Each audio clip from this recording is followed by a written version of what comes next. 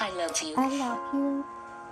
That's the kind of thing That's the people have kind of ever said to thing me. people never And that was said to my me. first My husband. first husband. He was the man of my He's the dreams. man of I my met him dream. when I was in college. When I was He was the most handsome He man is you the ever most saw on campus. handsome man. And say we've gone mad and lost our mind. So who cares? 'Cause it's true. I'm madly in love with you.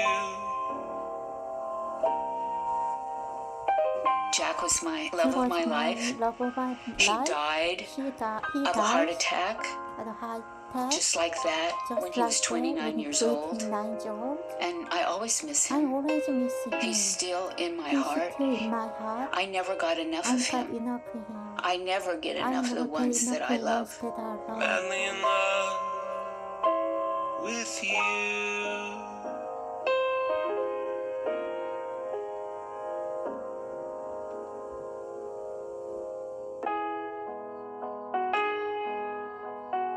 That line from Leonard Cohen, that beautiful song, Beautiful song. there's a crack in everything, that's how the light comes in. That is a story of a broken heart, which I have, and that the light and love continues to come in the most unexpected ways. In unexpected way.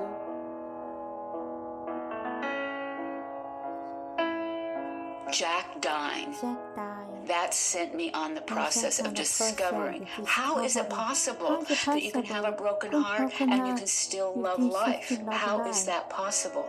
And what I discovered is that laughter and tears go together.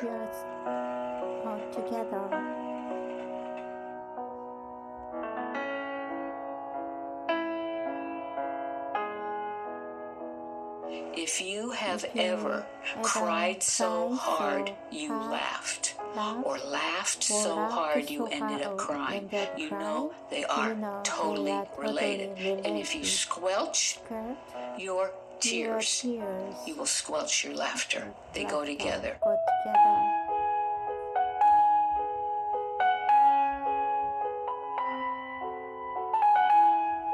That's one of the things my daughter taught me.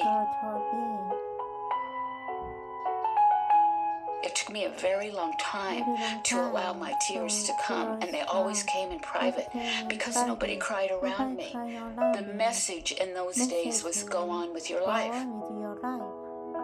And one day I was in my broken heart, and I went to my room, and I was sitting on my bed, and I was sobbing.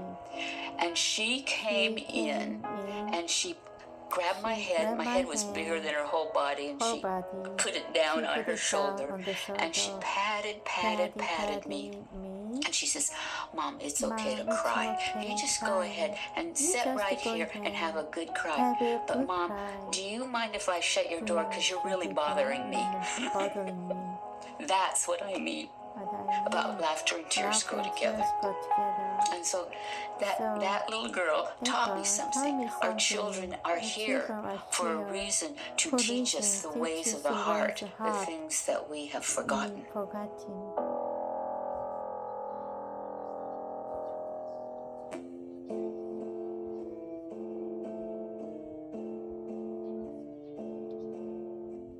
My heart is still broken.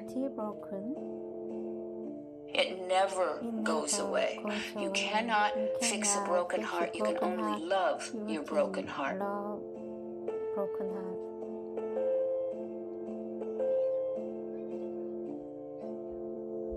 The best thing is to say, I'm struggling and I'm lost.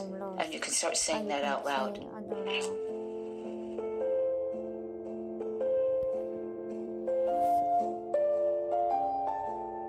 Guess what? There are people who can hear that, and that's how connection is made, rather than talking about all the things that don't matter in life, which we spend a lot of time talking about the things that don't matter. We ask people, how are you? And they're expected to say, fine.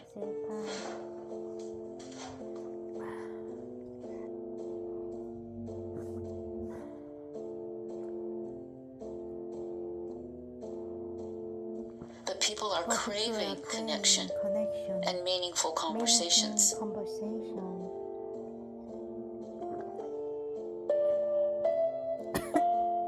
If you say, I'm struggling and I'm lost, and you share that with people, something will happen.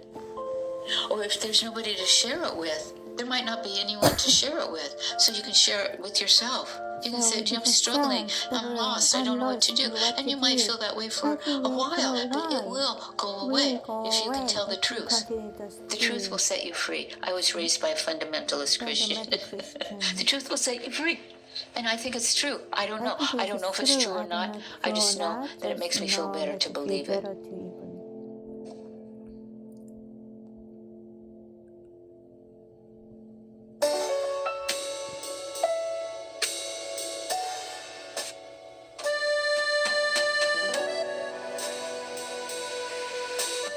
I've had many existential crises, and really I think I'm thankful for them all.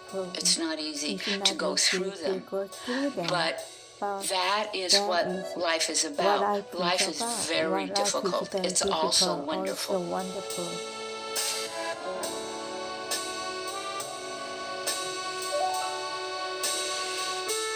There are things in life every single day that wash through you and you don't feel that broken heart, but you have to be awake. You have to be awake. You have to wake up in the morning.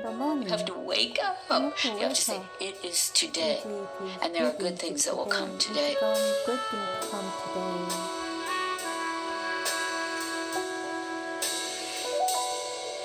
Everybody always says, oh, Judy, you're so funny.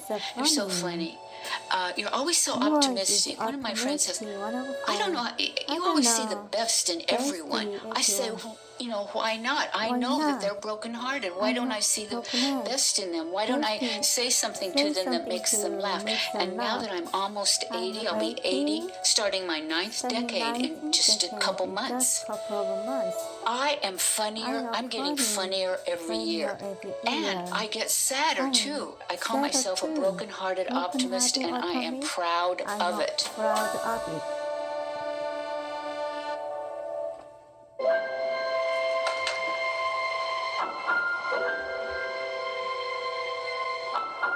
I never thought I was creative.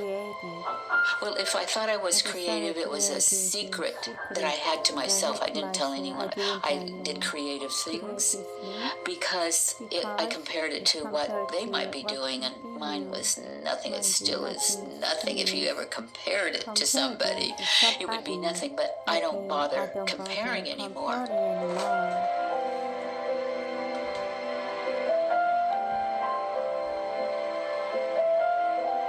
I went to my first art class when I was in my 60s. And I'll tell you, those kids could draw.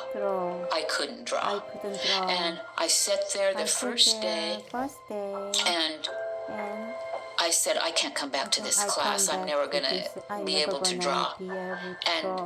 And then I said, no, you paid a lot of money. You're going back. I had to scold myself. And I went back, and I continued going back. And one day, the professor held up my quote little cartoon that I was drawing, and it wasn't good. It wasn't good. He drew for Disney, for heaven's sake. It wasn't good. But I noticed the look on his face. He was amused. And the people around me were amused, and I became amused, and I decided I am going to be amused with myself.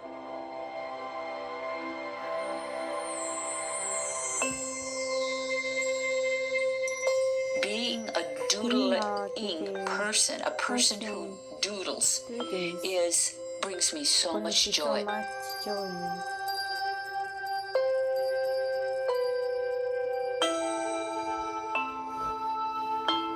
Life is a temporary miracle. I have changed that into life is a miracle.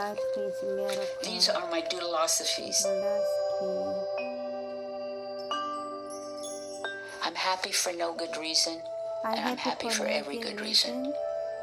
At 80, you don't have to have a reason for being happy.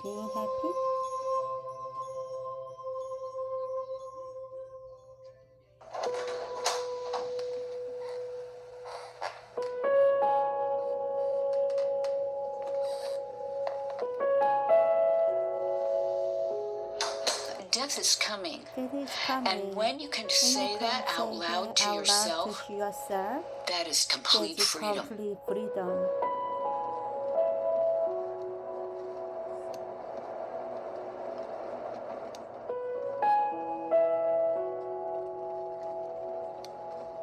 I'm not totally at peace because there's no heaven without my daughter in it. So that is, I'm coming to peace with it. I don't cry anymore when I say it.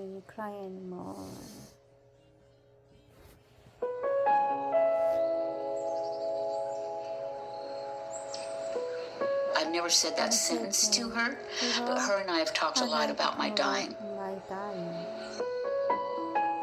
That's an open subject because we don't want to leave anything unsaid.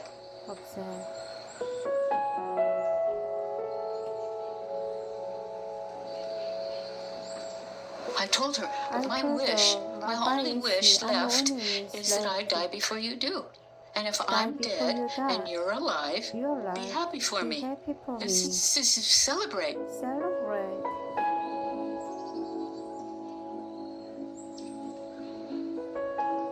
That's what it means to be alive. We're here to celebrate.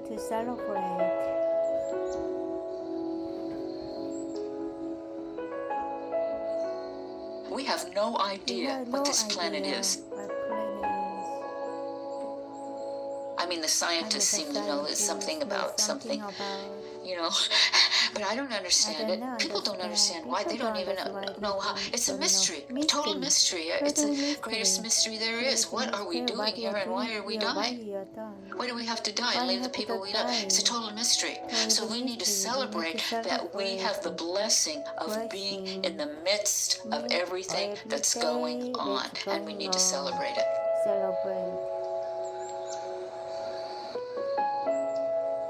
Celebrating everything is what it means to be alive.